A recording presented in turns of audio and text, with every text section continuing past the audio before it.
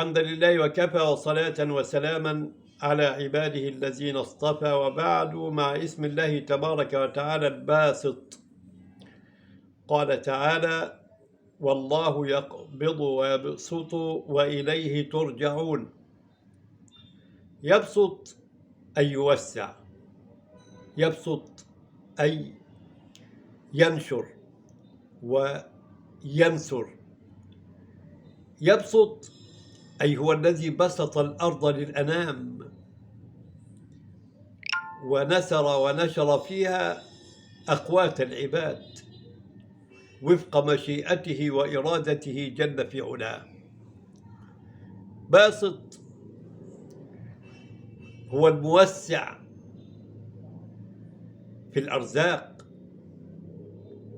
فهو يبسط الرزق حتى للضعفاء، حتى للعجماوات من البهائم يأتيها رزقها ليلا أو نهارا.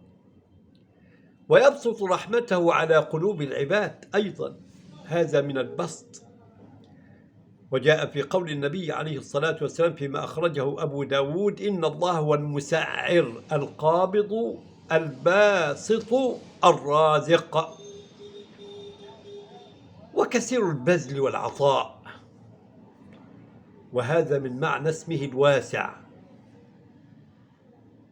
قال تعالى: بل يداه مبسوطتان.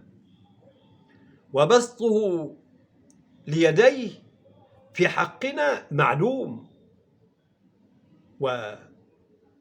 والكيف مجهول، ونؤمن به كما جاء: ليس كمثله شيء وهو السميع البصير.